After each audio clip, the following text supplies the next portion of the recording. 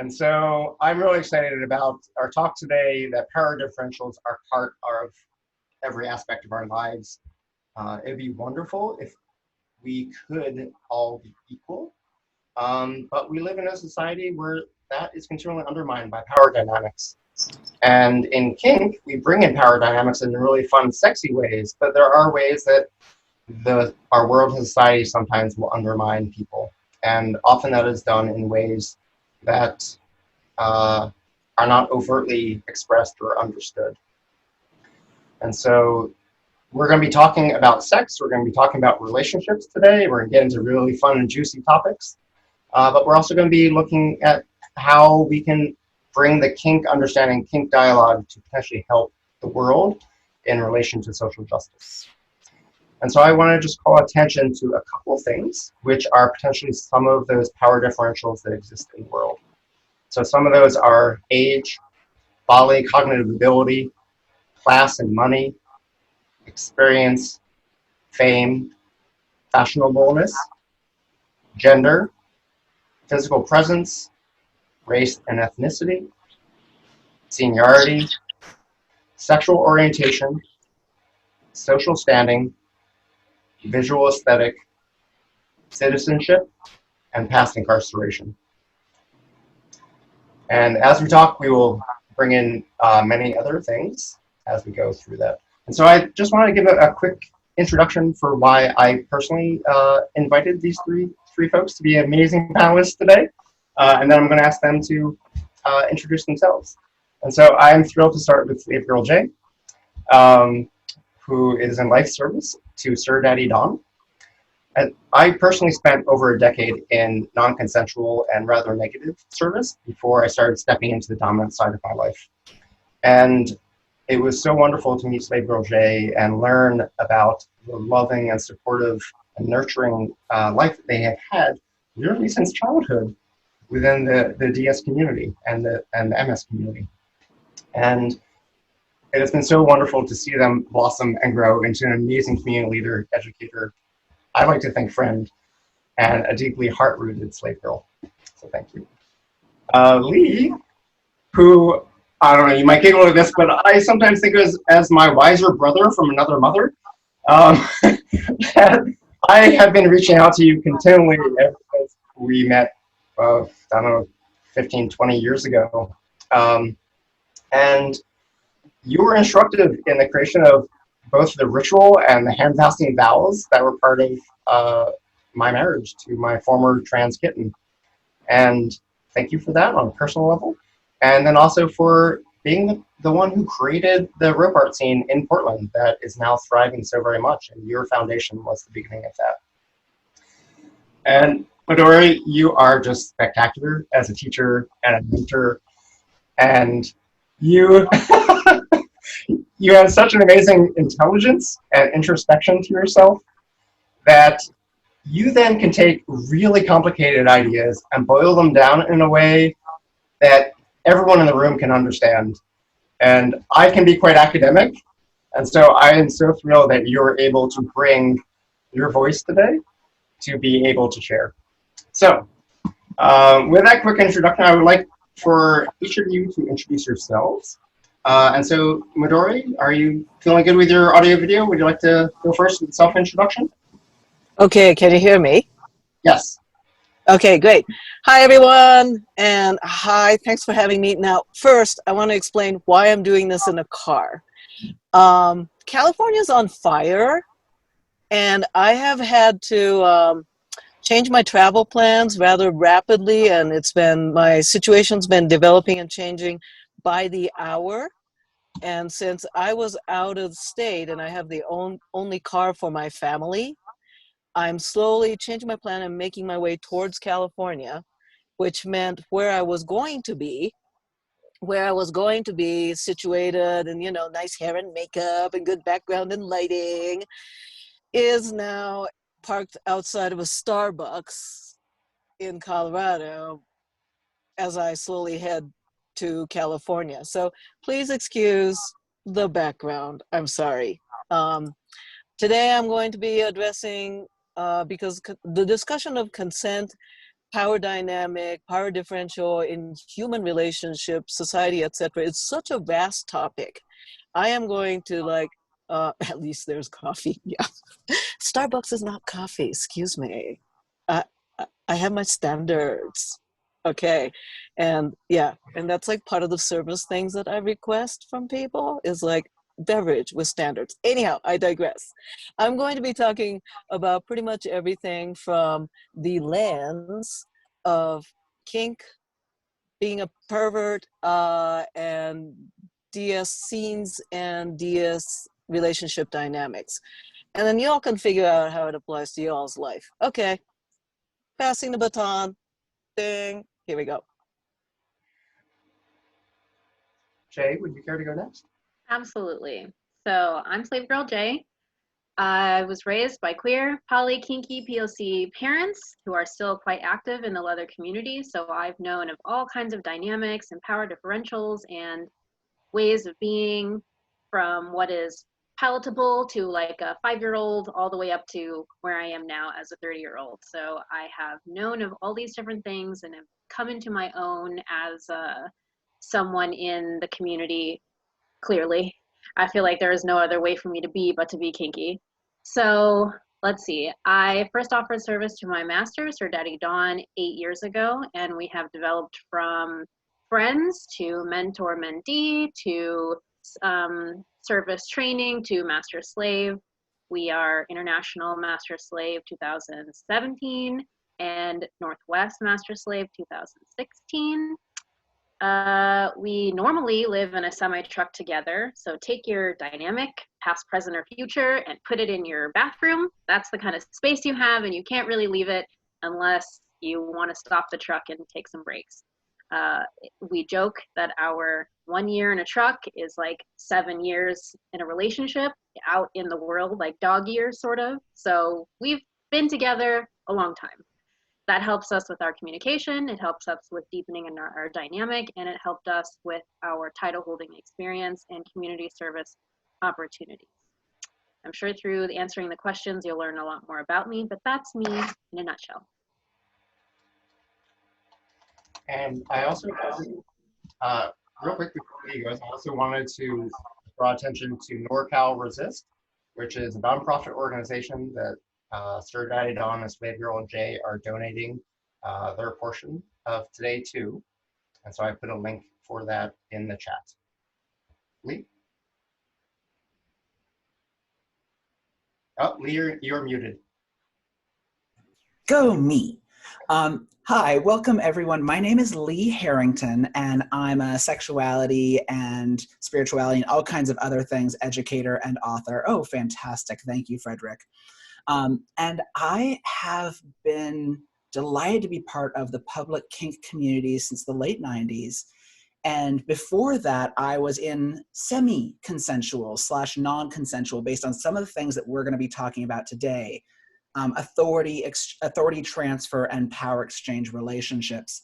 And along the way, I've been really honored to be in service, to be an owner, or to be a ma'am or sir, and have been across the different things. My joke is that my orientation is yes. So it's entirely based on situation and who I'm with. Right now, I'm honored to be in service to and in relationship with Ms. Senna here in the Austin, Texas area. And I'm looking forward to seeing where we go today, to all of the really juicy places and seeing where the academia takes us to. Excellent, thank you so very much. And so I also really want to thank the three of them for being here today and doing such in a way that is very generous. And so I will be plugging them and giving you their contact information so that you can send them money and hire them, hopefully not to a point that you find is obnoxious, but because I really want to support them as educators, and they're being so kind to be here today at an amount that is less than their typical honorarium. So I will be plugging them regularly. So the first place that we're going to start, we have a general framework of questions, which most of you probably saw in our press releases, 6 core ideas of what the framework is of what we're going to be talking about. But these are 3 amazing individuals, and their life experience goes so far beyond these simple academic questions that we are going to be talking about these questions, but we might at some point veer a little away from them, or we might add a whole bunch to them. And so the starting place is in the beginning, in the introduction, I talked about a list of things that are potentially part of power differentials. And I was wondering if you could speak to the things that you see in society or in your personal life, your professional life that are related to power differentials. And you're welcome to popcorn style, or we can create an official structure of who goes when. I'm happy to throw in that we started out the discussion with that, big list of everything from race and age to income disparity, incarceration history, etc. And I found that having awarenesses of all of those different points within culture, we have to get to before we can have the juicy stuff happen if we're doing it from a full place of consent. So I'm not sure if that's exactly what your question was, but that's what pumped up for me when you said, when you just spoke. Awesome. Midori, stay real bit. Big, huge question, right? So, and oh yeah, I'm so shocked that as if we're going to be adding more to it or veering off a tangent, knowing the 3-4 of us. Oh my God. Anyhow, the thing that comes up for me around power differential, general societal or personal interpersonal relationship is that first and foremost, we are social animals. And as are our cousins, the chimps and the bonobos, we are social animals, and navigating power and hierarchy as a species and a larger species of primates, social primates, is something that's necessary for our survival, yes. However, we are at a point where our animal social organization is so complex, and we have now extended our lifespan potential.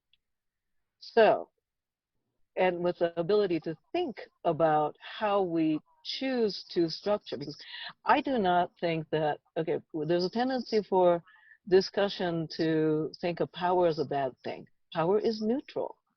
And you know what Spidey said, with great power comes great responsibility. Power is neutral. Power and hierarchy is something that can be functional or dysfunctional, destructive or constructive. And like Lee said, being aware of the various dynamics and navigating that in the wisest possible way, and having a larger species objective might be kind of handy, instead of looking at ourselves as individual and selfish organisms, but rather looking at us as a larger part of a larger social species, that we are a creature. I like to give personal examples because that's what helps me glom onto an idea or figure out how these large questions relate to my life. So my biggest example for this is when I first offered service to Sir. I mean, she's always been a truck driver and has always been off and on the road. When she was like, I really think that we can do this. It took a couple years, but she said, I really think we can do this. You must quit your job, you must put your stuff in storage, and you must get in this truck. And I said, yes, let's do this. It's been years. I've been trying to get this to happen. Let's do it.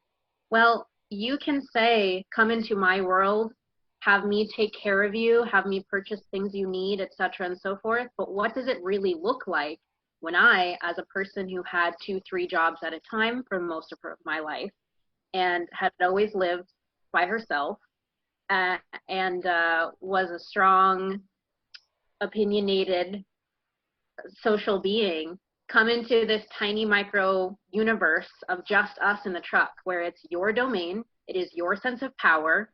You could leave me wherever you want. You could take me somewhere that I don't have any support. All of your friends are out here. All of your power is out here. Even simply me not having a job and making my own money. So as we developed our relationship, in our contract, the ending of it, like if our dynamic ends, in our contract is every year of service, I get to receive X amount of money as if I have been giving to a retirement fund. So if we leave, I mean, it's been 6 years now. If I leave, I have not been working for 6 years. What do I do now? Where would I find money? Where would I even go? So in our contract, it has, I get to go to whoever I choose, and that person will give her check-ins, because I don't want to be checked in on if our relationship crumbles. But she doesn't want me to just go and not know that I'm okay after I'm gone or whatever. So there's the money thing. There's the knowing that I am safe somewhere. Both ways of respecting our personalities as well as respecting the dynamic and what it was and what ends up happening to both of us if it ends. So having someone come into your being knowing that you're taking all of their ability to make money or whatever else, that's a huge difference in power, which I consented to, but what does it look like practically? For instance, the other day I wanted to buy some tea from a specific YouTuber, and she was like, I guess. I know her well enough to know that she's saying yes because she doesn't want to tell me no, and she feels bad about having this power to tell me no over simply buying some tea.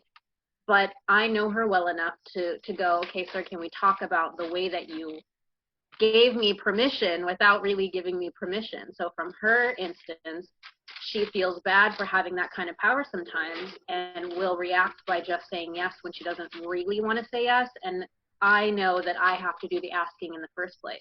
So sometimes the receiving of that consent is hard for her, and sometimes the giving of the consent is hard for me, even though we signed up for the fact that I'm in her world and she takes care of everything for me. Okay, it sounds like you're really speaking about having a live and vibrant conversation that is ongoing and is dynamic. And so I was wondering if the other two of you might want to talk about creating those dynamic dialogues and how you've had experiences in your life and dialogues that you've created that have maybe gone wrong, or ones that you've done where you're like, wow, that was amazing, I'm going to do that forevermore, and tell everyone how great it was. I'm happy to give an example of one that didn't go as hoped. My very first authority transfer relationship, where, similar to you, Slave Girl J, I decided to transfer my time, my energy, as well as my worldly safety. And it was one of those, I hand over everything to you kind of agreements.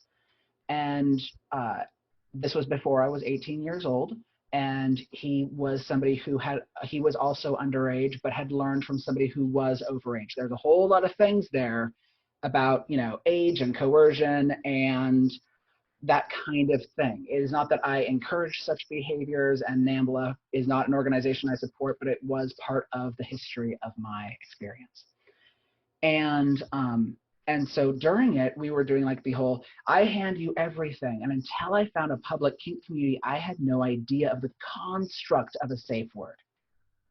The notion that somebody could say no. The idea that somebody in service, submission, surrender, or handing over authority had the ability to have those ongoing conversations, because the mythology didn't include that. The mythology of these erotic tensions and desires, like in whether it's bodice rippers or in 50 Shades of Grey, where you've got people saying, oh well, how did you find me, Gray? Well, I pulled up the entirety of your phone records.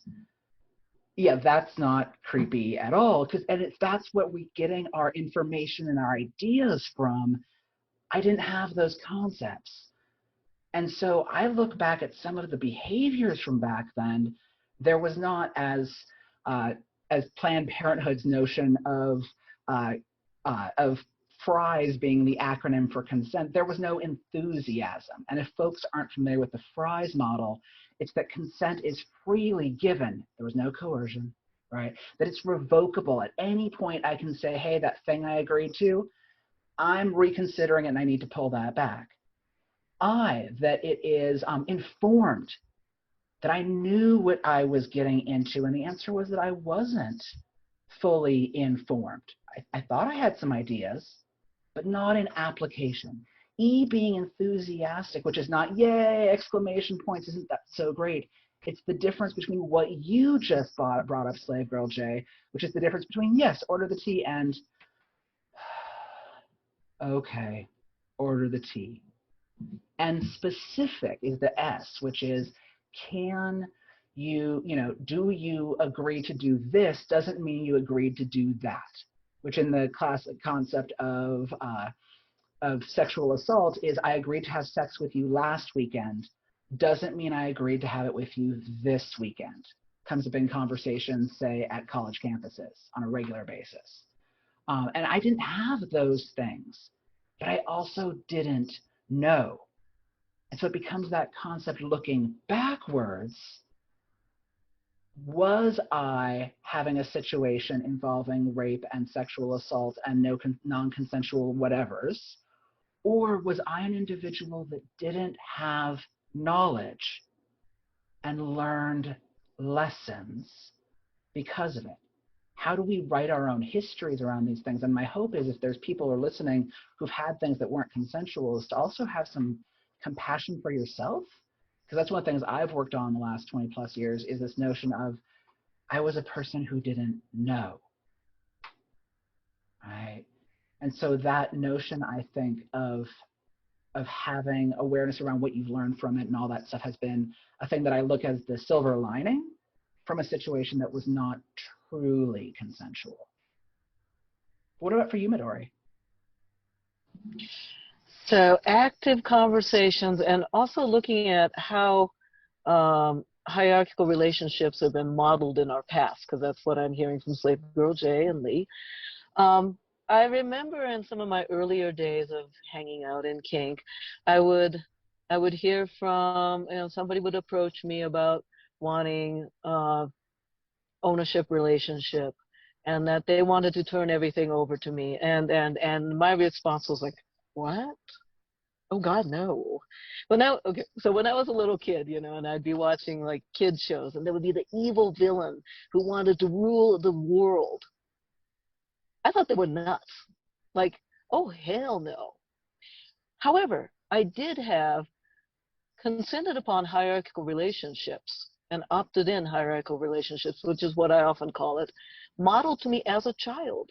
Unlike Slave Girl J, however, it was watching my mother, who is a very retired now, respected professor, and her teaching assistants and her personal office assistant, and how devoted they were to this like kooky, brilliant, emotionally unstable genius, which is my mother, and practical, pragmatic, no nonsense assistant person, Miss Yamada, just like cooking along, pointing my mother in the right direction, getting her tea, making sure she's doing the common, and like not forgetting to eat and things like that. And I was like, huh.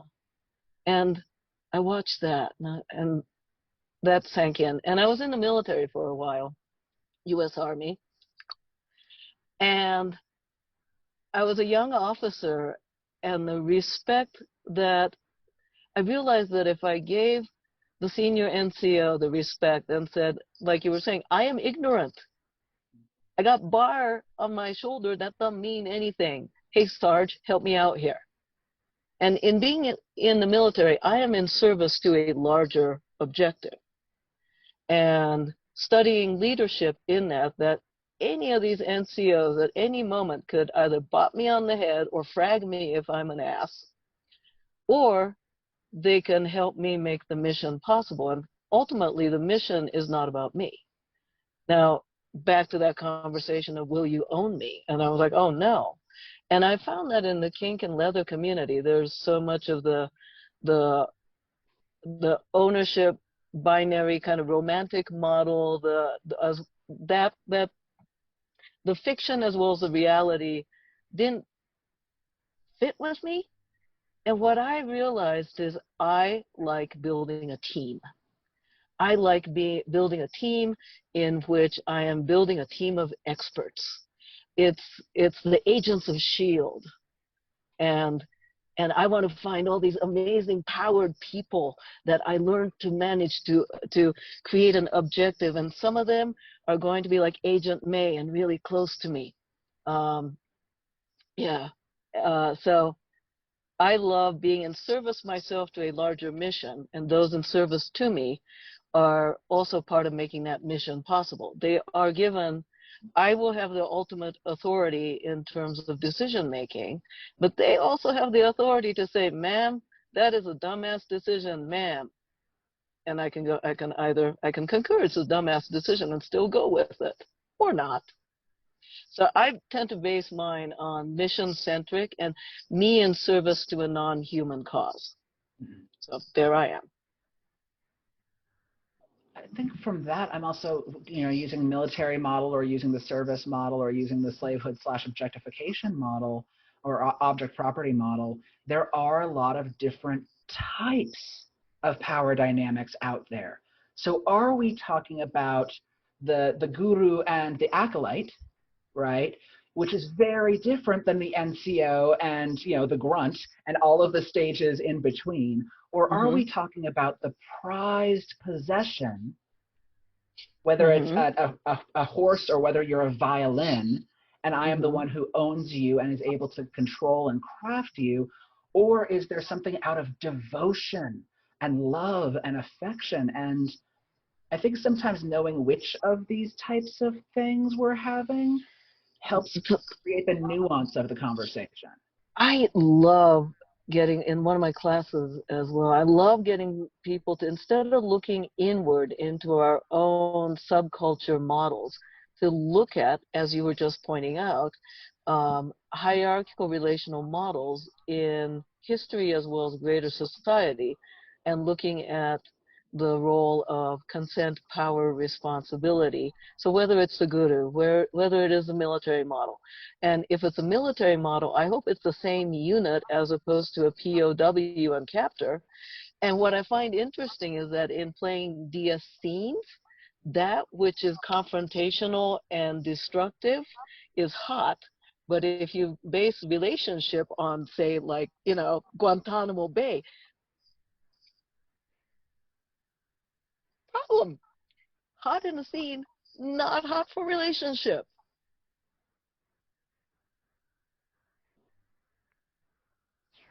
Jay? Jay, do you have any thoughts? I was thinking about how similar your leadership style, Midori, is to my own master's. We have a class that we like to teach that talks about the models of power exchange or power differential in regular life, and that what we're doing is not reinventing the wheel. And as long as you know what kind of model you're after and the intents are aligning, that's all that matters. What you call it, as long as the intents are aligning for the definitions of the words or the symbols like collars or caps or whatever else, that's all that matters. I specifically chose to serve Sir because of how service oriented she was to her community, and the fact that so many relied on her to make the cogs of the community run well. And I wanted to challenge my own service skills by serving somebody who already served that well. So her personality being one where if she has to explain how something is to be done, she'll have it done before bothering to explain to you. So I needed to learn and align my will to hers so that I actually had service opportunities.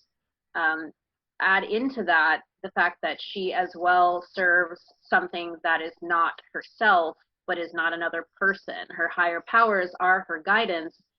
And because I need a physical, real person to give me consequences, guidance, structure, I serve her higher powers by serving her. So our structure comes from those three different steps. And so I can feel solid in my way of being in the world by knowing that by serving her, I am serving the greater good. We're both extremely service oriented, and that's why title holding became something important to us, and that's why being on panels and that's why teaching together became important to us. So knowing that our power differential structures and models were the same, if not extremely similar, is what made it work so well for us. So yes, trying to find the model that speaks to you is important to having these conversations with those in your service or those you're serving or want to serve. And one of the things I really, hello, can you hear me? Yes. Okay, great. One of the things I really appreciate that you just brought up, Slave Girl J, is this notion of making sure that also your terminology and symbology are in alignment. Because somebody can say, I want you to be my fill in the blank, but that doesn't mean we define that thing the same way. I mean, if we're talking about military models, how many times are the same exact, rank being used at different points in the hierarchy in different, in different parts of the military service, right? And so I think there's a piece there too of when we're having these ongoing back and forth communication streams, are we on a similar page or ideally the same page with all of those things too, so that when I bring up the word, we know what we're talking about. Like I think of my former girl, we had a moment happen where in our negotiations, we were consensually non-monogamous, and we'd said, if you have sex with someone else, I just want to know about it so that I can make decisions about how we play together, right? So informed consent around STIs, et cetera, or risk factors. And we're talking, and she said, you know what, when I was going down on that guy 6 weeks ago, and I was like, what guy? And she was like, so-and-so. And I'm like, you've never mentioned that. And she said, well, why would I have? And I'm like, because you had sex with him? And she said, I didn't have sex. It was a blowjob. Because her definition of sex and mine. And so even sometimes when we think we're getting consent, to make sure we're all using the terminology can be useful too. A little while ago, when you're talking about the Fry's model, you're talking about revocability. And that potentially can bring up a lot of fear. That can bring up a sense of scarcity. And so I was wondering if you might be able to talk about how you keep those lines of communication open when you know there might be potential fear and you need to have a real relationship and not a mythical relationship.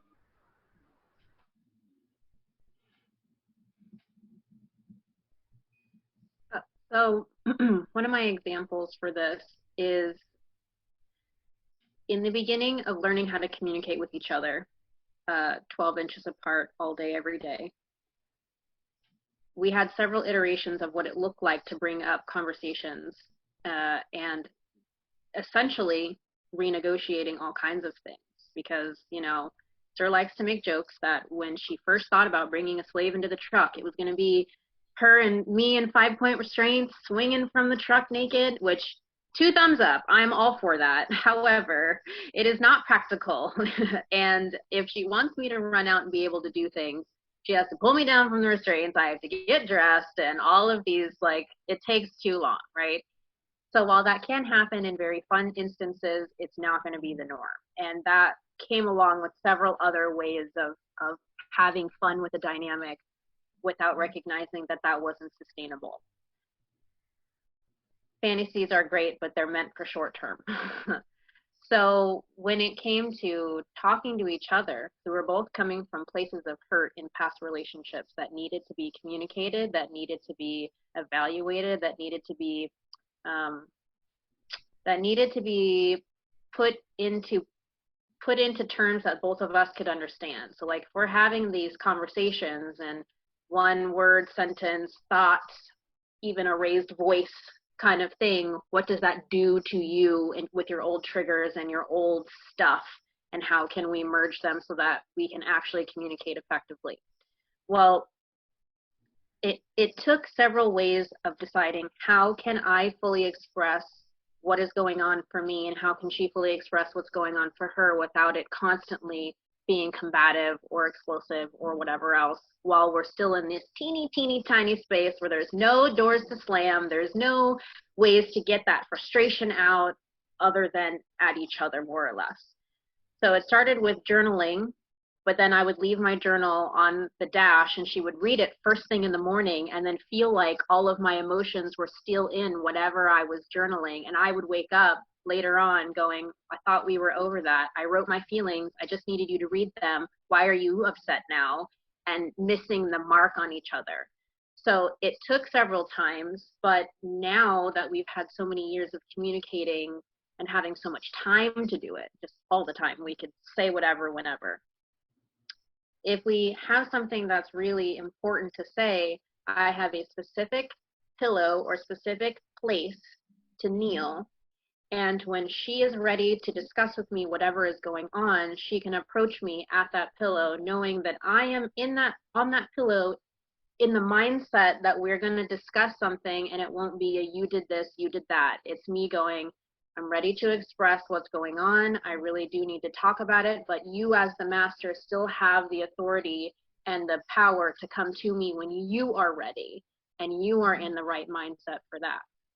So if you have a specific way of expression, like a journal, of set writing, of email, of whatever, or a specific place, knowing that coming to that place means you're coming together to talk about this, sometimes that can be helpful for knowing that you're safe, you're allowed to say whatever, and you're both coming to it in the same mindset of maybe not fixing, that's not the word, resolution or discussion, open discussion.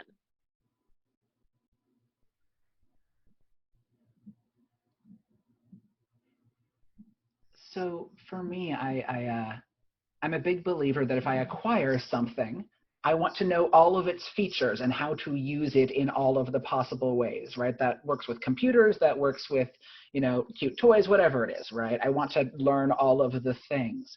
And if I acquire a human, it comes with all kinds of features and excellences, right? So I might have acquired it for doing dishes or for, and I'm using it as a playful terminology, not necessarily how everyone gets objective, not necessarily as non-consensual objectification. I'm using this for an example. But if I have acquired a human for doing dishes, and if they have information on how we can better succeed as a relationship or in the situation of doing dishes, I want to know that so that I can use the knowledge it has. And so to have a person, for me, who is able to, even setting up in the agreements of the relationship, I want to know what is going on in your head because I want to use all of you. If I'm going to possess you in some way, or us forming a team together, having our team have a way to do it, I think is really important. And I love your pillow tool. I think it's a beautiful idea. Okay, I guess I'll pop in here, Slave Girl J, that description of communication problem solving, and I can't even imagine what went into coming to that solution, or rather, I can imagine. The original question was about fear and the loss, and the thought that came to me on this is considering resource inequity, right? And when I say resource, there's financial, there's time, there's health, and I'm not talking just about power differential, but what each individual brings into the unit, the team, the relationship and there's never equality in that. Everyone doesn't have the same amount of money. Everyone doesn't have the same amount of education. Everyone doesn't have the same sort of emotional resilience or emotional intelligence, et cetera, et cetera. So in the traditional, and I mean early 20th century marriage model, so you have guy, gal, marriage, and all the resources are with the guy. The marriage is technically consented into, but there's a profound amount of resource inequity, right? You can't you can't equalize the resource ever because everybody comes with different treasures and assets and liabilities. All right. But being aware of that, right? Being aware of that and understanding where there may be fears, insecurities, and what's the right word for this? That roundabout consent that happens from the motivation of loss. So if there's a fiscal inequity, then how do you address leadership and followership when there may be a fear of loss of, say, income for dissolution of the relationship? If there is emotional inequity, then so having some idea of what you got in your tool bag and what wounds you carry as you're entering into the relationship or as you're navigating an existing relationship, and how the nature of consent from small things to big things may vary from that. Okay. Thank you. So as you were just talking, it was making me think a little bit about earlier Slave Girl Jay was talking about a retirement plan. The idea of understanding a differential, understanding the responsibility that potentially needs to engage that differential, and creating something that might assist. And so I think in our relationships that we potentially have risks that we can, if we see them, that we can analyze, we can consider for ourselves, and if that's a risk that is acceptable for us. And then there's also the potential of the responsibility for self and the responsibility for that other person in your relationship. And so could you speak a little bit about being able to recognize the risks for yourself, being able to recognize the risks for another person, and the responsibility that you take for yourself, and responsibility that you bring forward to try to assist the other person's potential risk? So risk and responsibility in the context of relationship. I could talk about several layers of that. So when I first offered service to Sir Daddy Dawn, it was because she was recently diagnosed with multiple sclerosis, and I was a young, still am, but was 22 at the time, so quite young, quite excitable, you know, wanted to learn how to do all the things from somebody who had been at this for a long time. And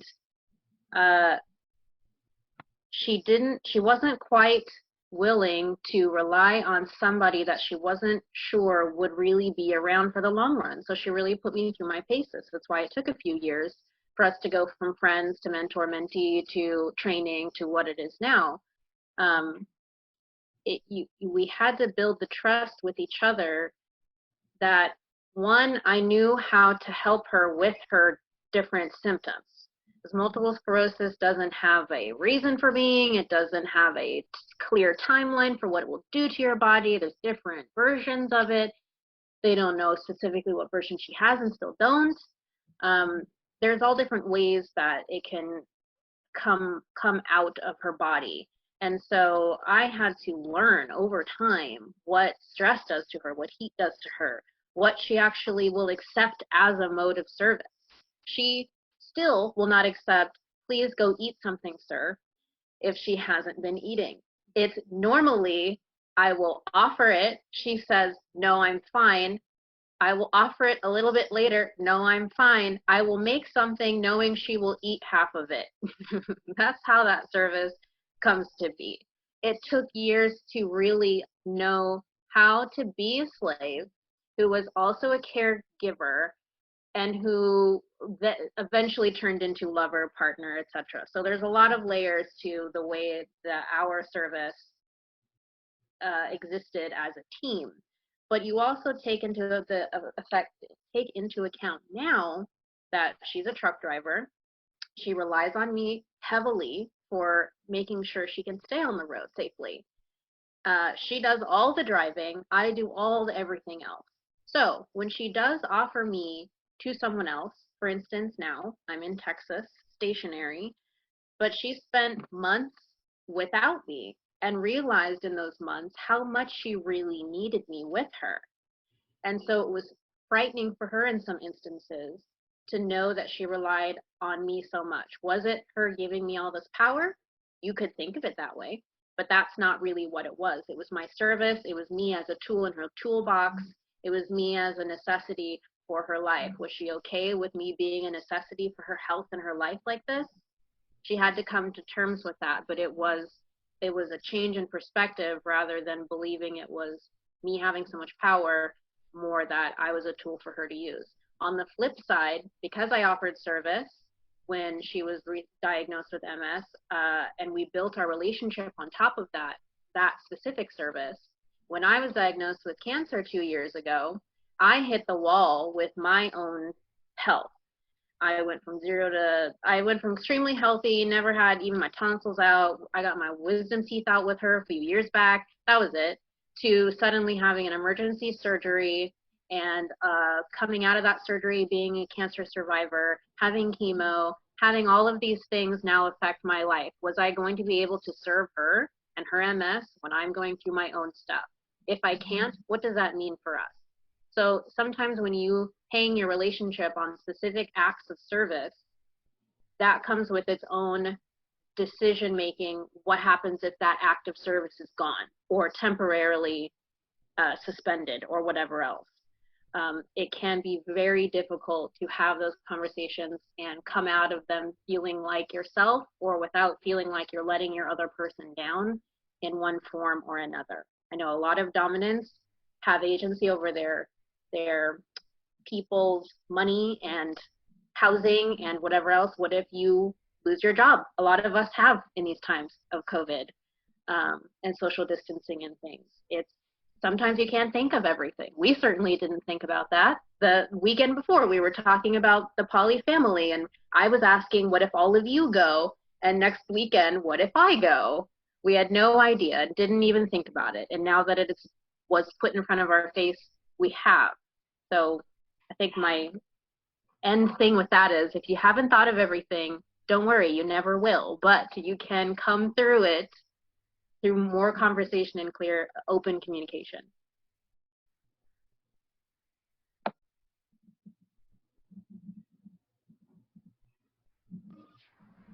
You on mic? Would you care to speak? I was hoping to have you restate the question because I don't think I absorbed the fullness of it.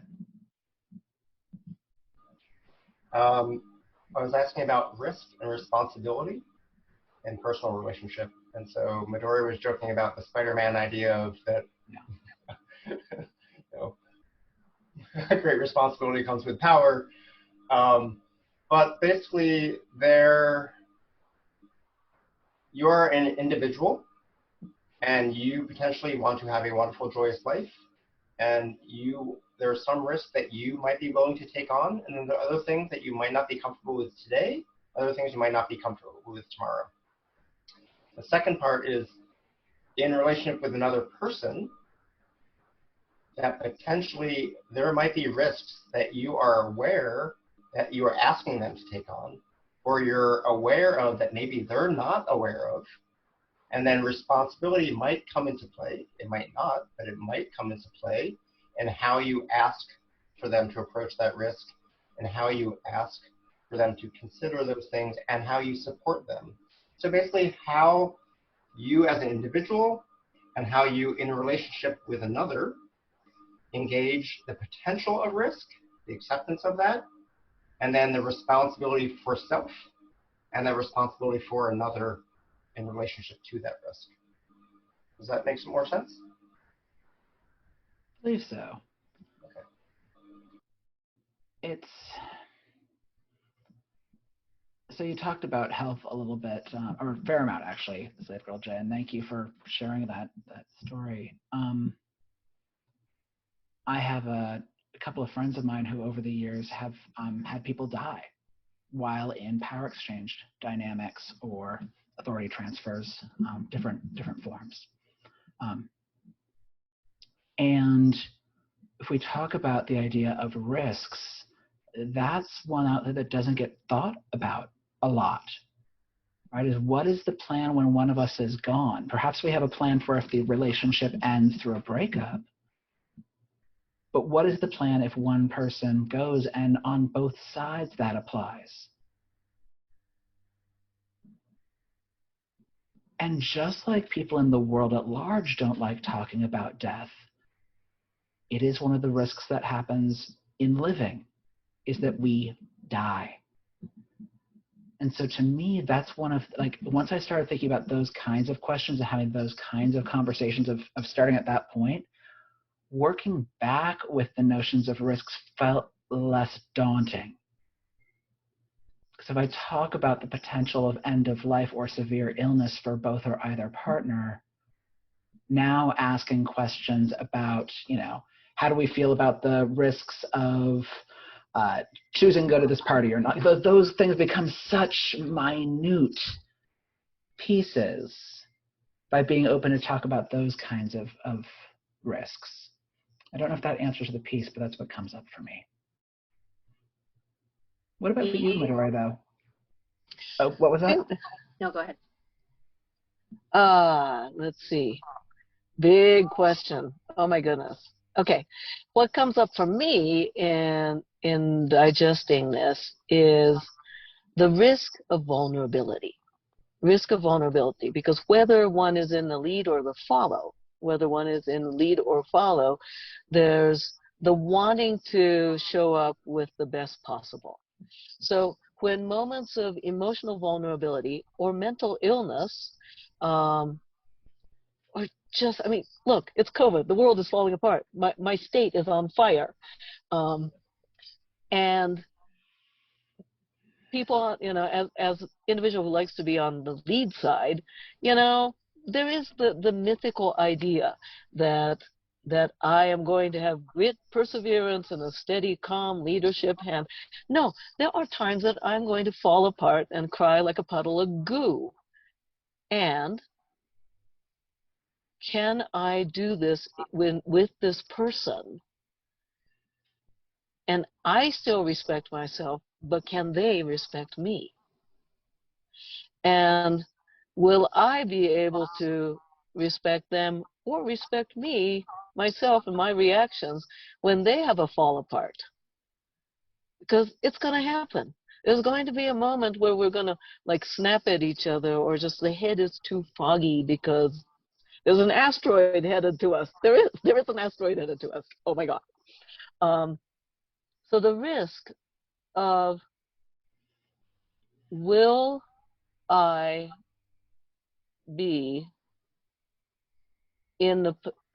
will my authority be, and my realms of responsibility still be secure even as I engage in my human frailty? Can I trust you in accepting my leadership in my frailty? Or must I put on, and if you expect me, you the other person, expect me to have my best all the time, I can't do that. I cannot do that. That is a risk. And likewise, there's a risk from the persons in the follow that they want to be the best possible and be able to deliver their realm of responsibility and their realm of authority. And when they can't, the fear and the risk that, will I lose my lead? So that's what comes up for me.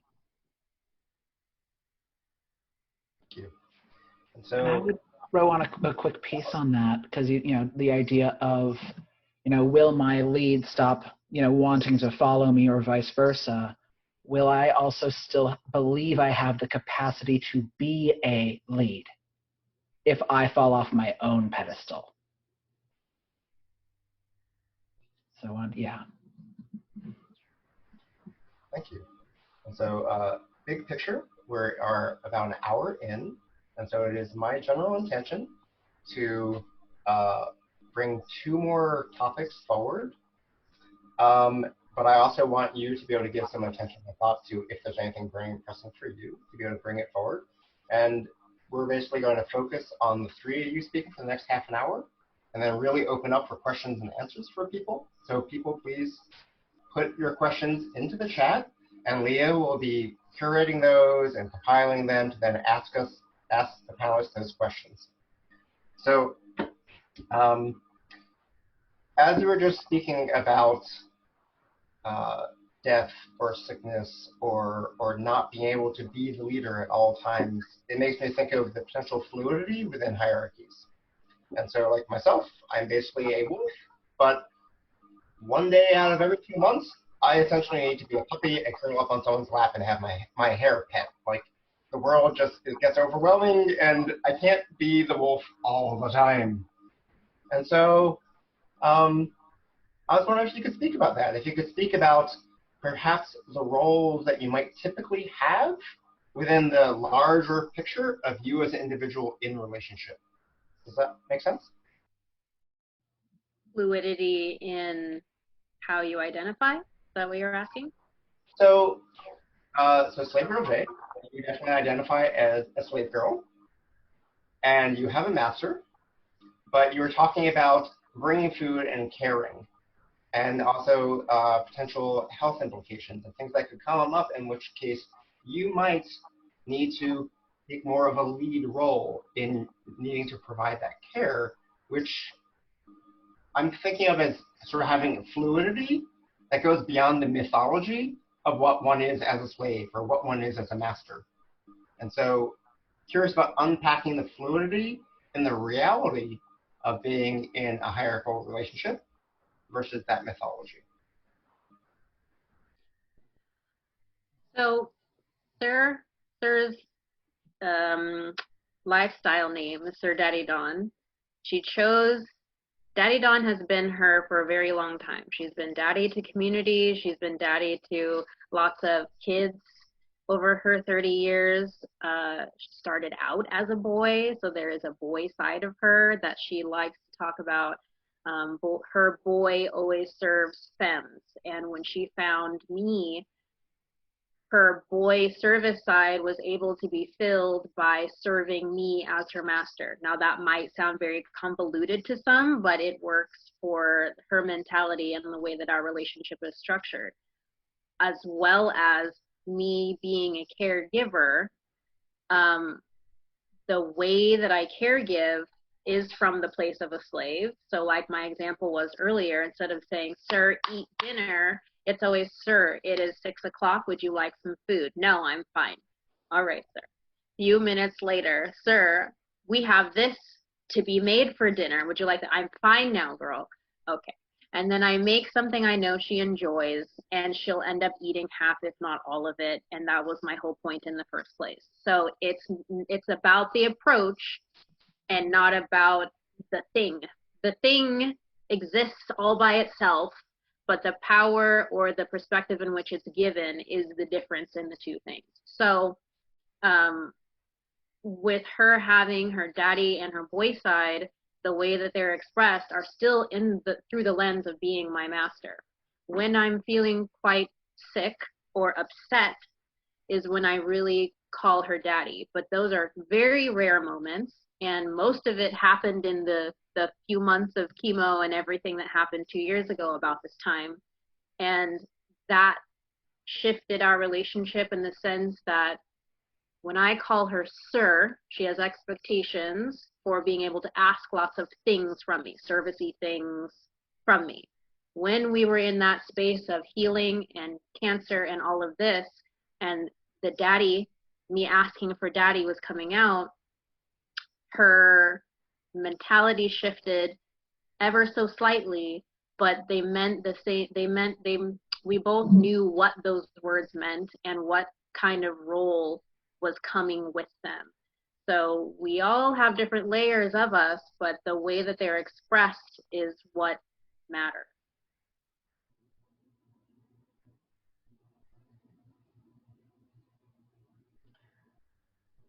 So I've got some thoughts on this, if I can hop in. Okay. I am an individual with an amazing amount of facets. I am a complicated human being. And I am a highly focused human being when I get into a groove of something. And I recognize that this is not always easy to adjust to. I have had ongoing and long-term hierarchical and service relationships, receiving. I have, however, and I think those for me are rare. I have found satisfaction and joy and productivity through my mission by having what I call time bracketed relationships, time bracketed hierarchical relationships. So I may have somebody in service to me for this conference or for this period.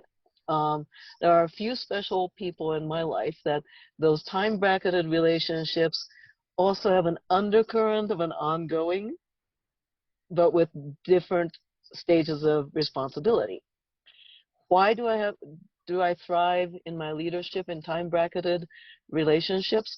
Because of these facets, right? When I'm at an event, I am, let's say 10 of my 150 facets are up front, and you get to deal with that. Not everyone can deal with most of my facets. I'm not talking about multiple personality, which is a whole different thing. I'm just a complicated human being with a lot of different interests. And I can like run around suddenly like a screaming child chasing squirrels. Really, I chase squirrels. I screaming chase squirrels in parks. And I am also the latex fetish diva. And I'm also the workaholic artist. And I'm all of that. And I'm also the I've forgotten to eat. Thank you, Slave Girl J, for doing your good work. And I turn into a whiny little 3-year-old. So with time bracketed service, it is more likely that I can find optimal and joyous relationships with clearer expectations, and they don't have to deal with the other 140 parts of me. It is a rare individual. So I think that's kind of similar to the wolf puppy thing. And there are a few humans in my life that can adapt, and boy, they are amazing in their like capacity to adapt to the ever-changingness of Midori. Jesus, so much respect for these people. Like, I'm not easy. I'm really hard. It's a lot easier to serve me if I'm like, okay, Thursday to Sunday, there we go.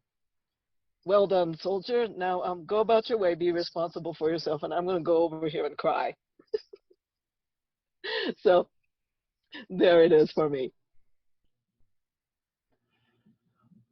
In my last relationship where I had somebody who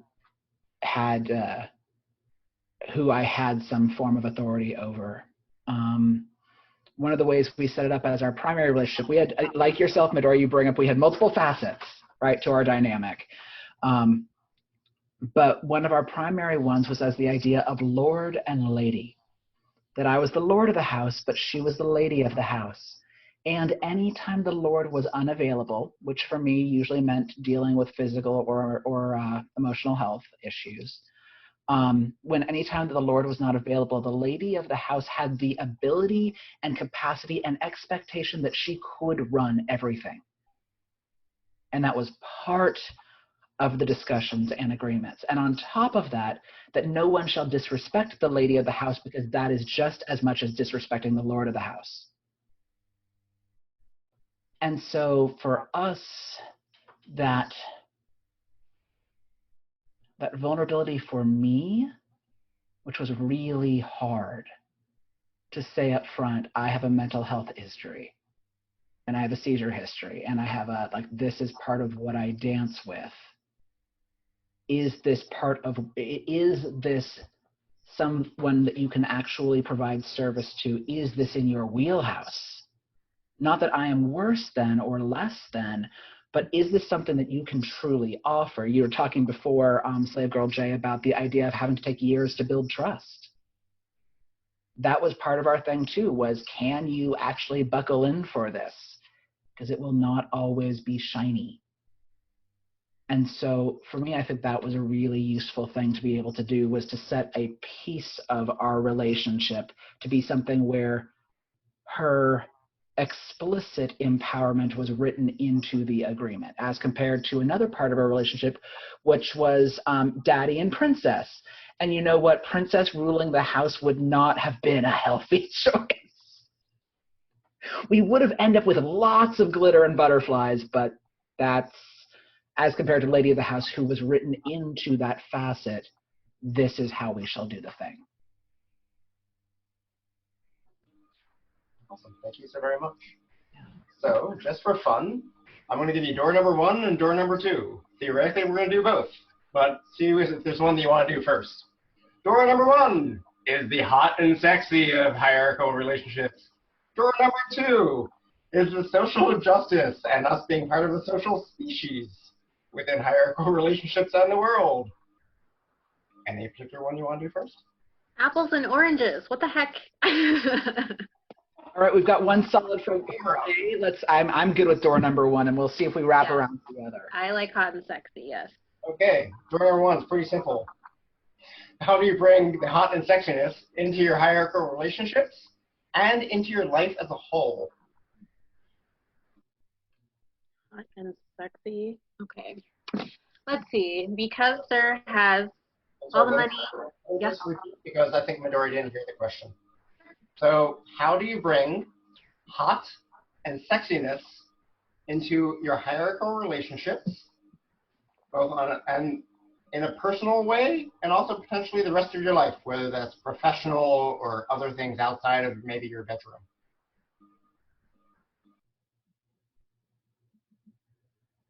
I guess it all depends on your definition of hot and sexy. I have the sort of stereotypical hot and sexy. Since Sir has all the money and she really loves dressing me up like a doll, I have many, many, many, many, many outfits of all kinds that she really loves to bring out. It could happen when I'm going into a warehouse for like trucking purposes, just so she can watch all the eyes of all the typically men watch me prance through the warehouse to go check in for her, and they go, "You're a truck driver?" And I go, "Yes, can I have my paperwork, please?"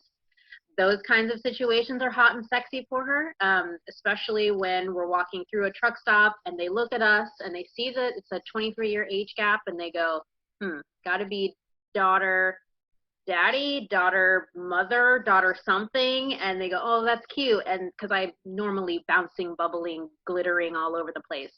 And then I put my hand in her pocket, or I grab her hand, or I kiss on her, and they're like, "That is not a daddy, whatever that is." Well, whatever that is. And then we kiss or we do something else, and then they usually get Sir gets like the bro, like head nod, like, "You got a good one."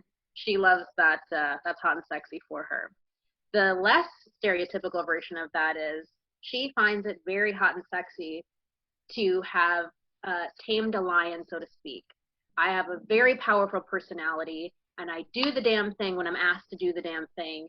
And so when she volunteers me to do stuff in community, she loves how strong I am, how opinionated I am, how much I am prepared for whatever job that may be, and watching me go and do. And then other people are like, "Thank you so much for giving me your girl. I wish I could clone her," and blah, blah, blah. And she's always like, "Yep, I bet you wish you did." That's hot and sexy to her. So I have this theory about the idea of each of us having a core of our kink, or maybe two cores, where if we look at, let's say somebody's really into bondage. Well, what about the bondage is it?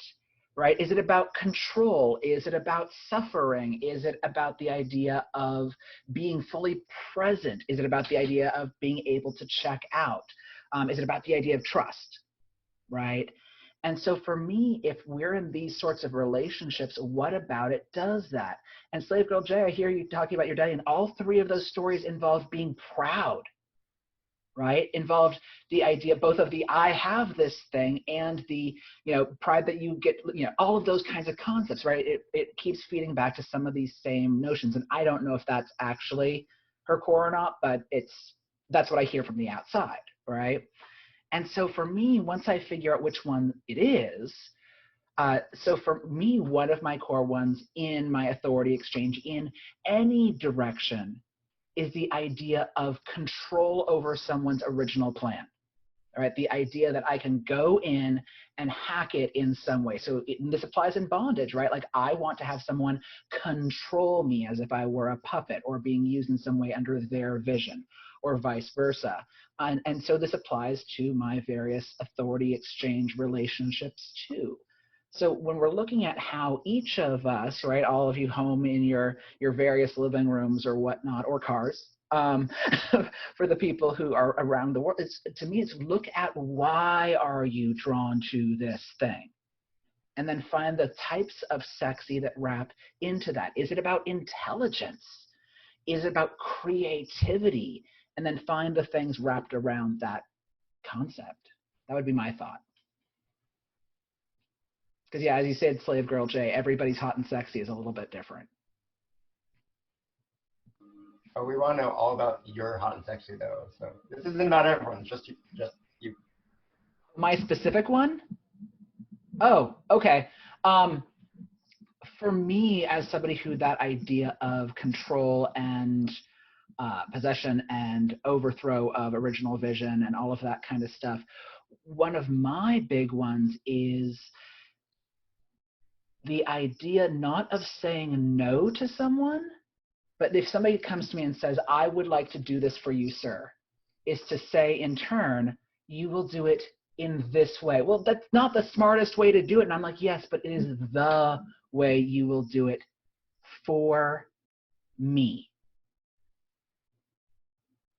Right? And adding those two little words, or the idea of the word mine in unexpected little situations. Oh, are you going to get that for me? Because at the end of the day, you are mine to use however I want to on completely inane little things can bring some of those hotnesses in. Is to find it's to find some of my code words and slip them in.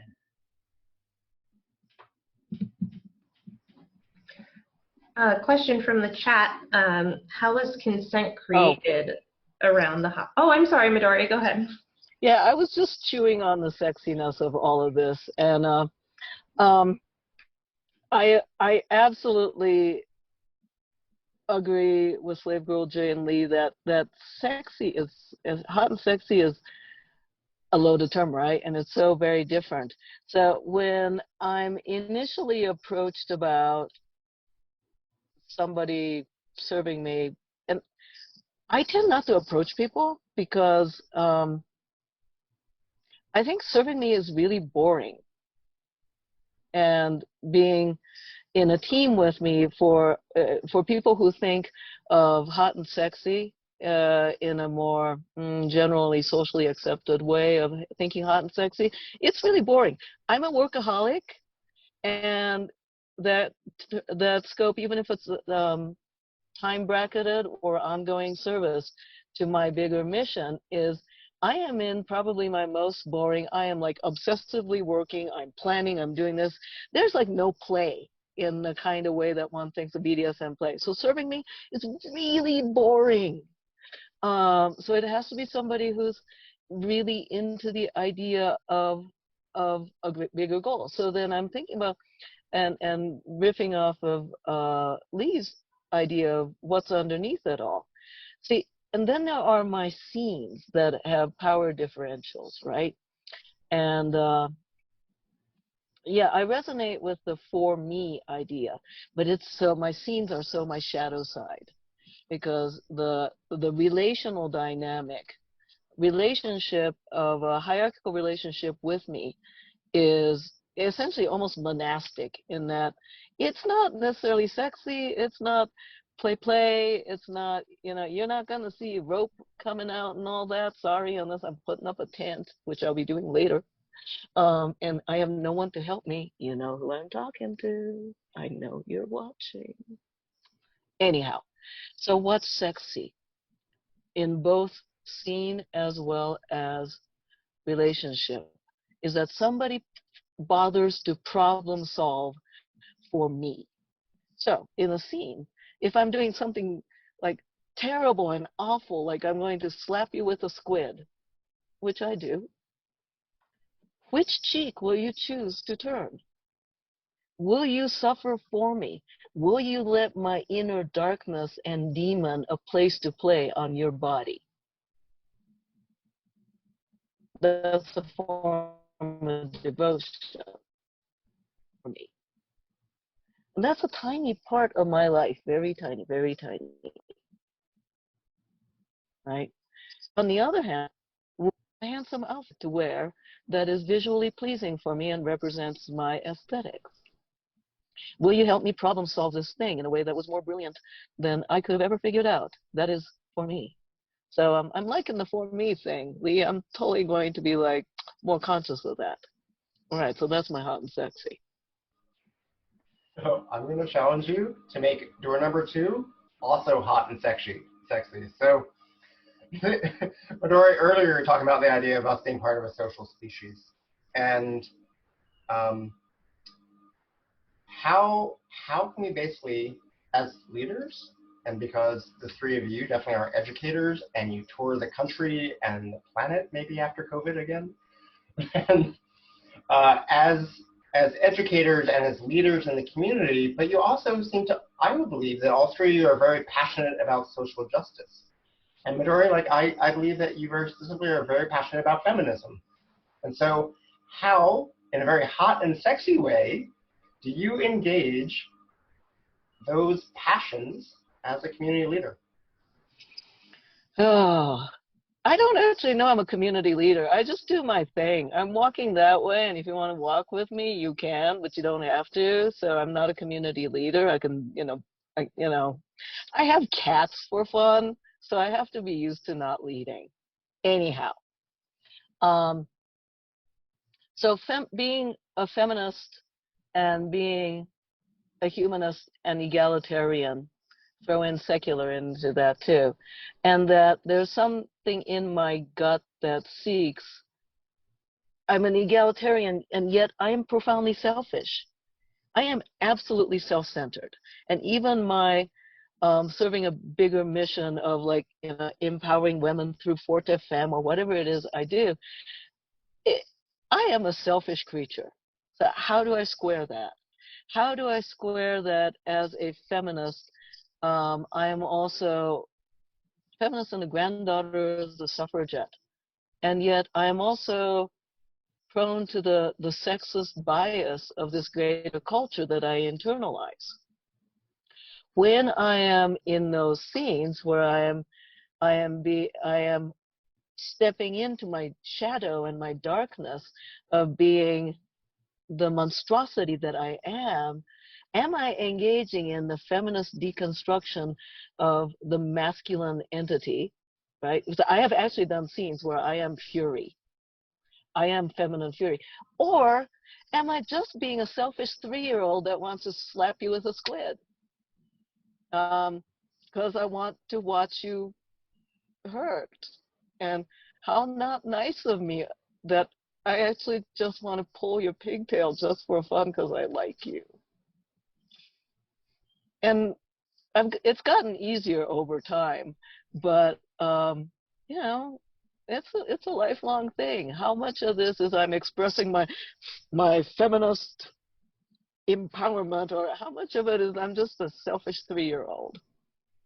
So I try to contain Princess Id as an ego id superego.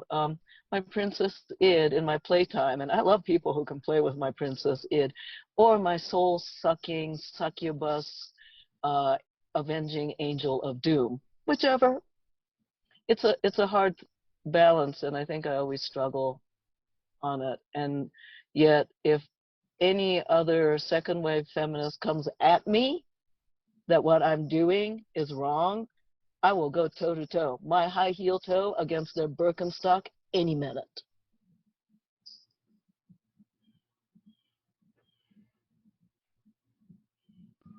Leader Jay? So Ms. Senna, who I'm in service to, she and I have very different approaches to how we do social justice work, right? I'm a ideally out there with protest signs, but right now, complexities of health stuff, doing stuff online, speaking actively, all of that, like day to day, try my best to do the things, whatever the things are. And she is a very quiet conversations, off to the side. They saw somebody that they know post a thing, they drop them a quiet note and have a 2-hour conversation over the phone kind of person. And so we've half joked, but it's kind of true that me going out there and being a visible front is an act of service for our Leather household, for her, because I am doing the thing that does not draw her but needs done. And so I think for me, that's one of the ways I find ways to have that service attached to social justice. And actually, Midori, as you were saying that, I'm like, but what wave of feminism are we talking about? Because if we're talking about third or fourth wave, a woman actually claiming to do whatever it is she wants to do, no matter what other women says, that's the thing. Anyway, because 3-year-old with a squid, it's important. Yes.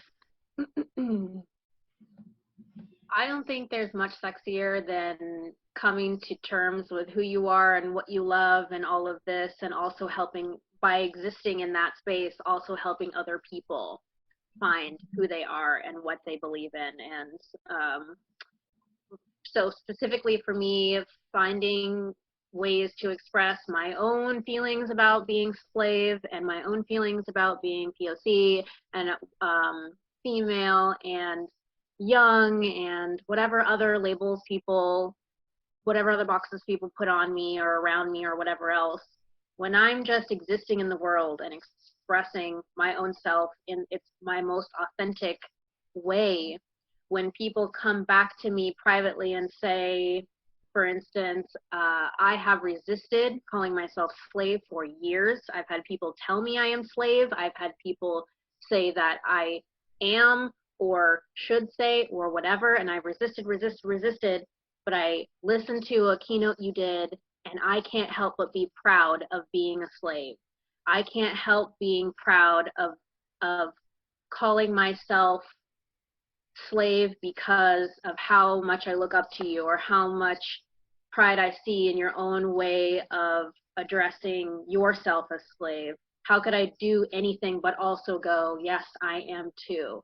That is incredibly sexy to me, because there's nothing better in my world than helping other people come to grips with something that is complex and hard and taboo and often seen even in still the kink BDSM communities as not being okay to do. There's nothing better to me than giving people the space to come to grips with whoever and whatever they want to be. This on the same side of, on the opposite side of the coin, even if people are like, I'm so happy for you and the way that you can address yourself, you know, I feel the same way about calling myself submissive or calling myself a toy or calling myself a doormat or calling myself whatever. These terms mean something intense to me the way you calling yourself slave comes to you. I don't care what the term is. I'm just so proud of and find it incredibly sexy of anybody who can use me as a vessel to come to grips with whatever they need to come to grips with. Thank you. And so one last little mini question. I'm mostly asking because I love the story of your wedding dress. And so in what you were just saying, it was making me think about the ideas of autonomy and being empowered and creating boundaries. And since I also love your story of the wedding dress, maybe it's related, or you could use that as a vehicle. Could you, and I also wanted to create for a moment, Midori and Lee, of course you were welcome to chime in, but I would like to create space for someone who is on the slave submissive side for this last question, so that as we start going into the audience questions, we might be able to start with a question that is coming from someone who is on the slave or submissive side. And so, Slave Girl J, you don't have to necessarily tell your story of the wedding dress, but I love it. Could you talk about autonomy and boundaries and how you can express your full empowered self? So I crocheted my wedding dress while living in the semi-truck with Sir, and that involved a lot of what what is categorized as sneaky by her specifically. I needed, okay, so my form of expression and love and commitment and devotion and all of that are acts of service. I'm as eloquent as I can be when coming to things like this and having a specific task. I am far less eloquent when trying to talk about emotions in the moment. I'm very analytical. I'm a computer in many ways. And so emotions and my very emotional master, sometimes I'm like, I don't understand. This does not compute. So when she got down on one knee when proposing our lifetime contract, which we had spent many months going over, I just didn't know what the final product would look like and when it would be time to sign these contracts. When she presented it to me, she also got down on one knee and proposed to me, even though I never thought I would get married, and it was never in my mind to do, and it was not important to me to have. This collar means more to me than this wedding ring does. So I needed to do something that expressed to her my devotion to the relationship and a path in our life that I never thought we would go down. So I had to, of course, ask for money for the yarn without expressing what the money was for, but also not being deceptive or lying, because lying is absolutely not allowed no matter what the purpose is. So I asked if I could have this much money for special yarn for a special project that she would eventually see. Now, she's also forgetful, so she's like, sure, whatever, special project, this is not new, whatever you need, etc. The yarn came. I would wake up in the morning when she woke up, pretend to be sleeping, and as soon as the truck got moving, I would start crocheting and crocheting and crocheting, and then my alarm, which is normally 9 o'clock, whatever time zone we're in, and I would pretend to wake up. Now, I never said I wasn't already awake, so it wasn't a lie. And I would work on this in my time when she was not able to see what I was up to. Now, when it came to finishing the dress, I was about this far away from the end. When we went to a thrift shop, she saw this beautiful gown that was very my style and said, you should get that for our wedding. And I had to say, no, sir. I didn't want her to waste money on a dress that I didn't need. But I also couldn't really tell her what the problem was. She demanded the answer out of me, though, as is her power to do. And I said, sir, it was meant to be a surprise. However, I am making my wedding dress.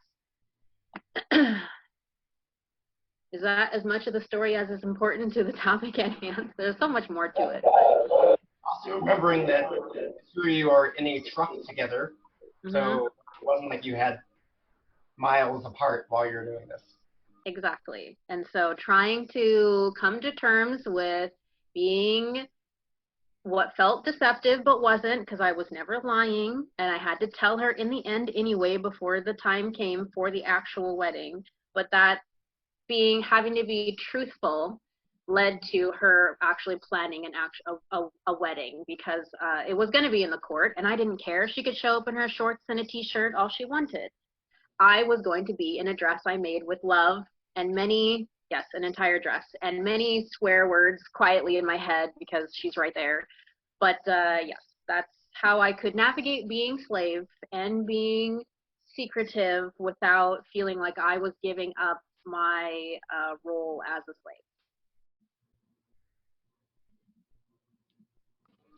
Well, thank you for sharing. I just love the story, and so I wanted to hear it in a verbal versus a typed version. So Leah, if we could see what questions we have from the audience, and particularly maybe start with someone who is or a sensitive question that's maybe in the slave or submissive direction, to start there so we create as much space as possible, and then we'll flow from there with other questions. And panelists, if there's a burning question that you want to bring forward, we can do that after Leah's next question. Yeah, gosh, there's a lot of really good ones. One question was, how was consent created when it was brought into like the sexy parts of things?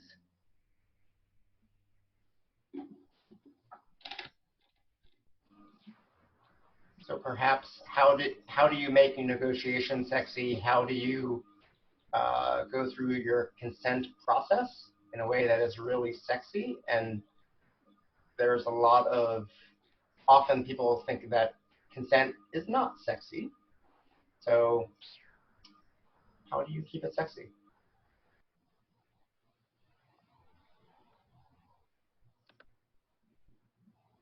So I'm going to hop in for this. For the hierarchical relationship, I actually intentionally make it not sexy.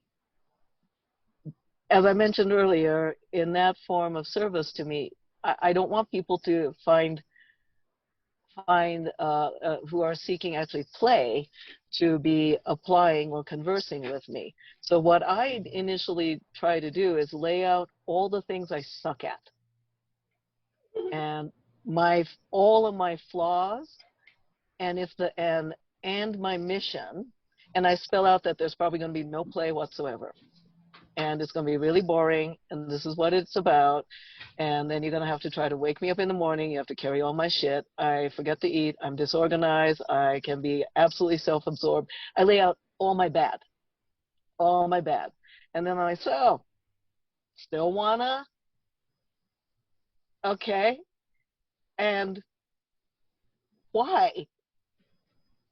And then they get to answer the why, because I don't want to put the person in there. I've had situations where it seemed like a good idea at the time, and we probably should have just stayed friends or playmates. So I lay out all the bad, the boring, the tedious. I make the grimmest possible picture, and then I want to find out what's in it for them, because I don't quite understand people who want to help people like me. So explain to me why this is good for you, which is the relationship side. On the play side, I engage my voice. And I find out what it is that you fundamentally want. Does it match with my thing? And then engaging in a negotiation, it's collaborative flirtation. Mm-hmm. And then we go from there. But it's flirty hot talk. And sometimes story making together. And collaborative story making. I mean, hell, that could be like this, or it could be like this, or it could be spoken. And the collaborative story making, bouncing it back and forth, I feel like it gives more agency for input and refinement. So it's very different for play and relationship for me. So there it is.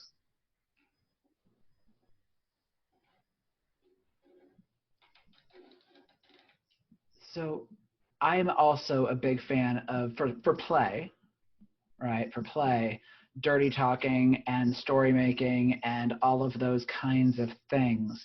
One of the things I saw go by in the chat, though, was the notion of coercion. And I find sometimes if I turn on the voice and start whispering, right, especially with like the lips are up close and the air is vibrating and whatnot, and you can clearly tell they have a hard on or muffin on or wet on, I don't know, whatever you have going on. That line of what is sexy, fun ways to negotiate and what is coercion can get blurry. I have had people agree to things that afterwards they have said, well, I shouldn't have agreed to that, because, and I'm like, yes, I understand you were horny and wanted just about anything to happen.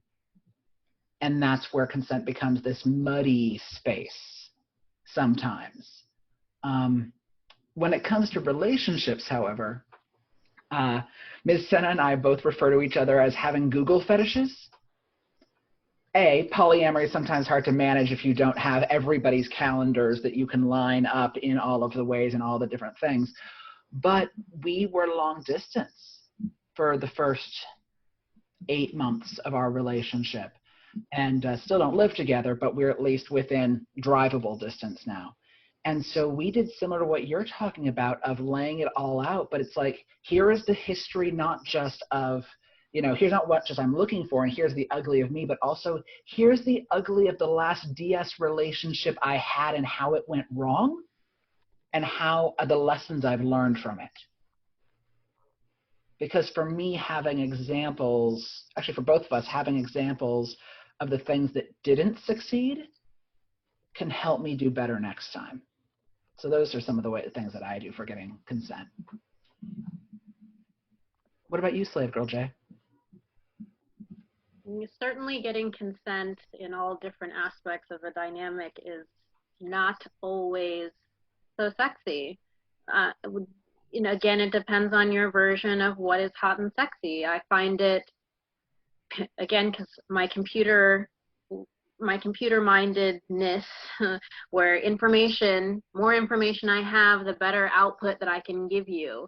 So the more you give me to know about, again, past relationships or your past needs or the way things failed or the way things succeeded, the better that I can understand how our relationship can really function. What of my attributes or weaknesses, I guess, not exactly the word I want to use, but it's all I've got in my head right now. How can they do a beautiful dance together? If you don't have words for these things, the good, bad, and the ugly, then how can you express them? How can I take them in? How can I adapt to, adjust to, provide you with a different way through that if I don't know what those things are? How can I give myself completely if I don't know what all of those things are in myself? If I desire to give all of my being to somebody, I have to be able to express what all of my being is. So I find it efficient, which is the sexiest word in my vocabulary. I find it efficient to fully give and identify in yourself and also in somebody else and make a beautiful dance. Because why waste all this time trying to pick these little bits out of somebody instead of just being able to give them or having them express them to you and figure out how these words and ideas and things can merge into something beautiful. It also sounds like you're talking about spending the time to do that self-work so you know what you have to offer. Yes. Yeah. I have this handout that I use for a lot of things that I stole the idea of from a Time magazine specifically on mindfulness, and it's intent, and they take, very cute, they take the letter of each word of intent and put an idea to it. So it's essentially, how can you introspectively find what's important to you, and then how can you make that idea come to be? Because I can't tell you how many unowned slaves, submissive bottoms, pups, kitties, whatever side of the slash, they ask me, how do I find the person? How did you find your person? Well, I put myself in spaces where the person I'm after would be. If I want somebody who is service oriented and who's really established in the community and who knows who they are and all of those beautiful things, how can I do that if I'm sitting at home on FetLife making posts? I need to put myself out there serving the community, serving, or in this case, offering to be on panels or offering to organize those panels or whatever else, so that that person that I'm after can see me or can see me and be watching me and have ample opportunity to see me being my wonderful self, and then go, I've seen you around, I've seen you doing things, that's amazing, I want to make something out of this. So yes, introspection is, in my opinion, the first step to any of this. Thank you so much. So we still have 8 minutes to go before we're going to reach time. I want to give as much time as possible to some of the amazing questions we have. Is there anything pressing that you want to bring forward first before we go to those next questions? Okay. Leah, what is the next question? All right. So in cases where there's like a pre-existing power differential, such as an employee and a boss in an office romance, or perhaps like a new person coming into the kink scene, getting together with someone who's very experienced in the kink scene, what advice do you have as far as overcoming those power differentials, or do you recommend leveling the playing field? How do you go about navigating such a situation? Meaning if you're trying to engage in a power dynamic with somebody that already is perhaps boss coworker? Is that the question? It's more of like there's a power, or from what I'm understanding from the question is there's a power differential already there, and so then how do you address that, and then how do you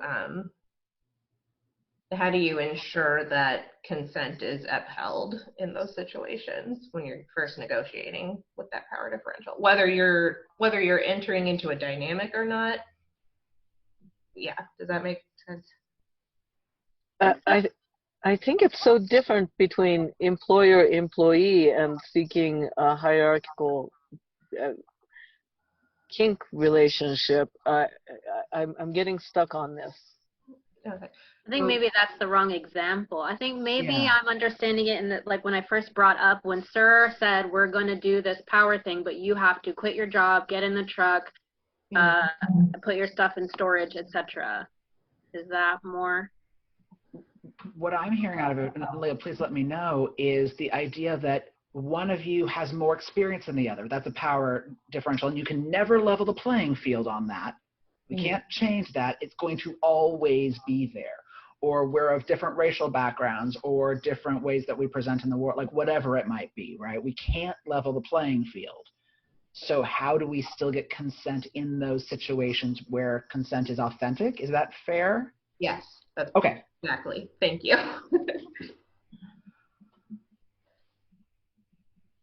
I think just talking about these things.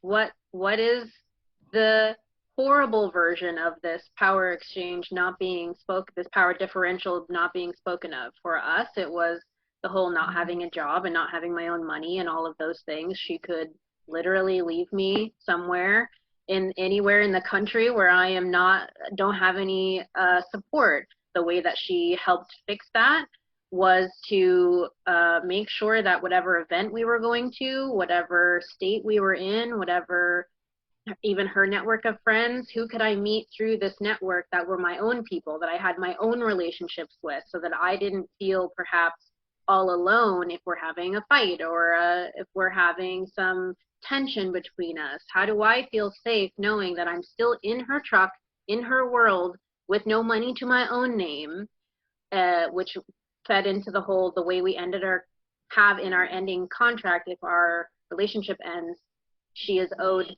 me a certain amount of money for every year of service that I don't have a job of my own. Just talking about what's worst case scenario and how can we maybe help that, and what is like something you don't really think about as these situations pop up, like me asking for some tea and her feeling bad about wanting to say no, etc. So on this question, what's coming up for me is those, and I think it's part of the discussion we're having in our national and cultural reckoning. People with the resources, people with privileges, and it can come in various different arenas, are not aware of our privileges and our authorities and powers, and it's exhausting to have to explain that from the party that doesn't have that. So this overall cultural reckoning that we are having between what does it mean to have power, what does it mean to have bias, what does it mean to be a majority, what does it mean to be in authority and power, and the conversation around that. Because the one who has the lesser power, lesser resourced individual, we can explain till we're blue in our faces, and it may not be comprehended. So there's a challenge in that if the differential's not made aware of it, like in the bones and gut, not just intellectually. And then there's also the reckoning of that being perceived as some sort of a loss, right?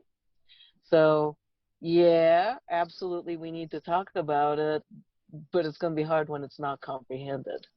And when the world order as it is like just considered to be normal. I would think that, okay, so if I were relationally hooking up in a power dynamic with somebody who's just started kink, and I've been at it for a minute, one, I would not. I would be like scared, terrified, like, oh, hell no. Start with that. So I would run away. If somebody came at me going, can I serve you? I'm new, I'm here. I'm like, ah, run away. Bravely ran away. I would run away first. And then if they're still coming around, I want to see what their overall humanity is. Just because they're not experiencing kink doesn't mean that their life experience and their human development may not be, it could be amazing. They're like emotionally mature and like have insight. I mean, how much work have they done on themselves? I want to know that. And then that's when I lay out all the ugly of me. And are they still there? Oh my God. And I would personally want to build in a whole hell of a lot of question communication protocols and routines, because I'm scared of that power differential. That's my piece. So I have a friend of mine who, when we talk about call out culture and talk about what's happening in the shift of consciousness in culture, he had a former partner name him online as being an abusive dominant and having violated her consent. And he and I were talking on the phone, and he said, I don't understand. Why didn't she tell me that I'd stepped over a line? Why didn't she say something and wait until a year after we'd broken up? I don't understand. And I paused and I went, well, how long had she been in the scene? Well, about a year. And how long had you been? Well, about 20. Okay. And she's a cisgender woman? Well, yeah. And you're a cisgender man who's at least 20 years older than her? Well, yeah. And you have access to weapons? Well, yeah. And you're paying for her to go to college and you're housing her? Well, yeah. And you're working the same field. Like, the list kept doing this. And finally he just went, oh. Because he'd never, like you brought up, like he'd never had the thought game. And it took having a peer who'd done similar dances in the world at large with at least multiple shared identities of privilege to say, hey, dude, I know you didn't mean to fuck up, but here's the ways you fucked up, because you didn't see these points. You're not a bad human, but you did violate someone's consent because you didn't see that. And so I think s.girl J, you named it really well about, actually both of you, about shouting about it.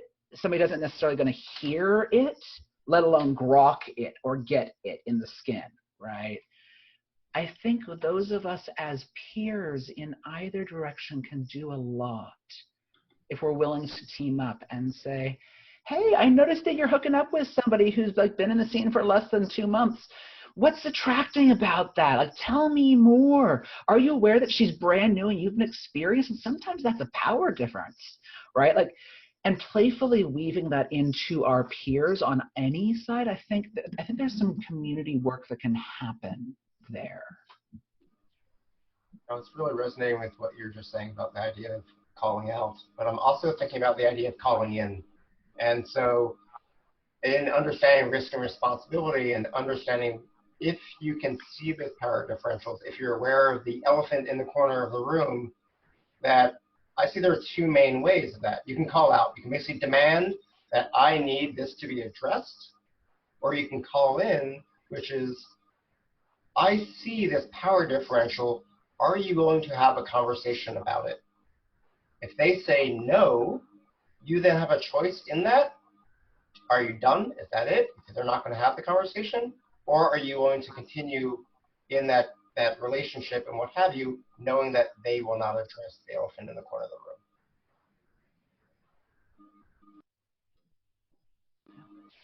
Leah, what is our next hot and sexy question? Oh boy.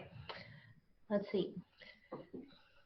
So going back to the topic of duration of consent, how do we keep an eye on ourselves to determine if we're still satisfied, able, and excited by a relationship? And as time goes on and we fall into natural routines and rhythms, how do we make sure that we're still being consensual within those routines and that everyone's still okay with the status quo?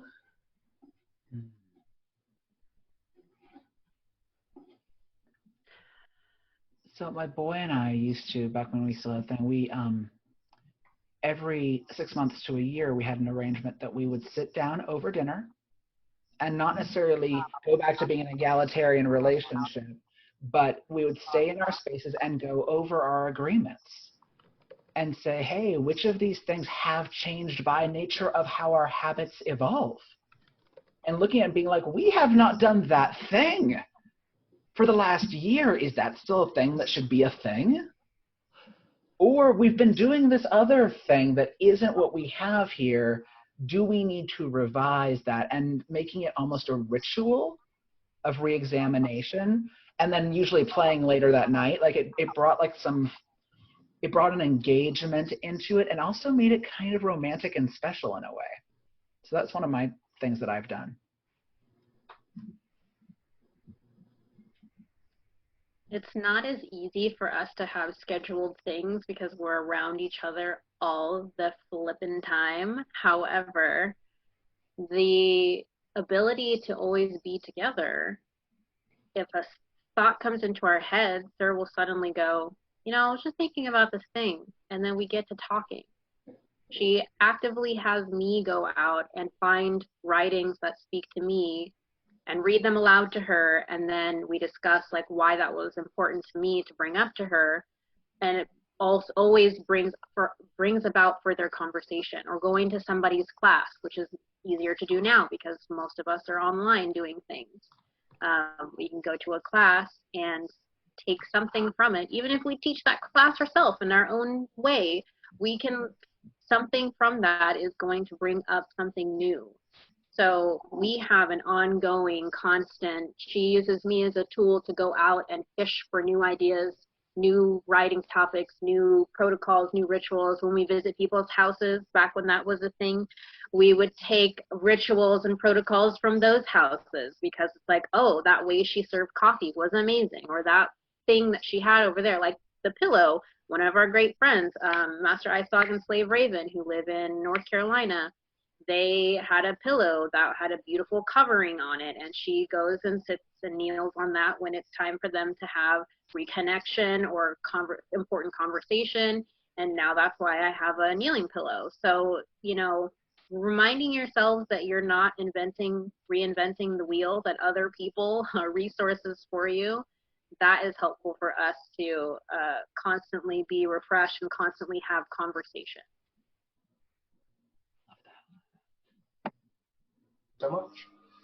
So I want to give the panelists some space for closing remarks, but think about that. We're going to take one last really amazing, juicy, but potentially concise question, and then we will have closing remarks from the three panelists. Leah, that last juicy question? What's the one thing from power transfer relationships that you think vanilla people or people who don't do power transfer could benefit from? Communication. We talk all the goddamn time. We go to conferences to talk. We write books about talking. We write writings on FetLife about talking. We talk constantly to reevaluate our level of like what is okay for us, consent, about the things that make us hot and horny, the things that make us hot and horny like physically, mentally, spiritually. We talk about it all the time. That could benefit from, that anybody could benefit from talking to your people, your community, your partners. We do so much talking. So my 2 cents on that, I don't know, is it one thing? It is, let's understand that there is no such thing as power-free relationship. let us understand that there are no such thing as equal relationship, but we can have equity. And to stop deluding ourselves that everybody has the same amount of uh, resource, agency, equality, authority, power. And if we can acknowledge all the different ebbs and flows and the different realms of it, there's no equal. There is individual and unique distributed responsibilities. And I think mine would be, especially in attending spaces like this or taking these conversations out into the world at large, is that in this community we spend a lot of time doing self-reflection, whether it's with our peers or whether it's on our own, filling out ridiculous forms and quizzes and reading things or finding articles online or whatever it is bringing mindfulness and self-evaluation into relationship would be mine. Thank you so very much. So I'm going to ask you for your closing remarks, but I also want to make sure that everyone knows that if you put forward a question, that your question has a lot of value and meaning to us at the Consent Academy. And so we have a limitation of time, and we want to respect people's time in association with this. But as the Consent Academy, we will take a look at any questions that were not answered and do our very best to try to draft a response to that. And we will then post that in some manner, either through an email to the people who registered or maybe on Facebook. Apologize that there's only so much we can do in 2 hours, and your questions are amazing. We value all those questions. And we also do workshops continually that often have an opportunity for more one-on-one or smaller group conversations, where if you don't feel a question was addressed, we potentially can speak with you through one of those smaller workshops, such as I do Consent Basics every single month. So, one of the three would like to have any concluding remarks? I want to say thank you so much to everyone who attended today and to my fantastic co-panelists. I really appreciate your perspectives on this. And I'm hoping that everybody at home is able to take, if you can take just one idea from tonight, whether something that you loved or something you actively disagreed with, and spin conversations from here out of it. Let's not have these conversations end tonight. This stuff can keep going out into the world, and that's my hope, is that each of you at home has a chance to do that and keep the conversation going. I'm also going to, over here in chat, drop information on both my Patreon and my newsletter. I've got free classes coming up next Wednesday. There's new stuff all the time. Thank you. Hand it off to one of you, please.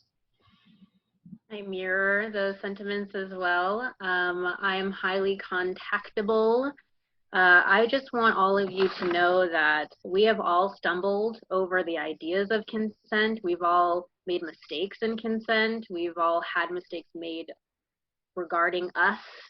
And you are not alone in how you identify and how you think about kink and consent and all of these wonderful things. And you will find somebody who really speaks to you if one of the three of us hasn't. Ah, 2 hours flies by. And thank you to my panelists, and thank you for the Consent Academy for doing this. Now, to the viewers out there, this stuff's not easy. It's hard. My ask of you, and I'm gonna echo Lee's request to talk about it with somebody, but I'm gonna specifically ask you, if you have young humans in your life, specifically children and teenagers, and start talking to them about what power and agency did they have in making a decision, the decision that's right for them. And maybe, you bring up the word consent and their eyes glaze over because, like, you're old and they're, like, hip. But phrase it in the term of, how much choice did you have in this decision? And if you decide to go along with somebody else's decision, are you 100% into that? And and what's your part in influencing the decision. So even if you want to avoid the word consent because they're like, oh my God, that's consent again. Yeah, talk to them about how much influence they had in the world around them. You know, talk to the young'uns. Talk to the young'uns. So that's my 2 cents. Thank you. Thank you very much. And I really appreciated the 3 of you being here for the panel today and being so kind and generous with your time. I've been posting links to their teaching websites and ways to send them money directly or ways to hire them. Please, please hire them, send them money, support them in all the amazing work that they are doing. Please donate to NorCal Resist as well. It's an amazing organization. Really appreciate your time. We look forward to seeing you, hearing you again in the future. You do not have to go home, but you cannot stay here. So thank you very much, and good night.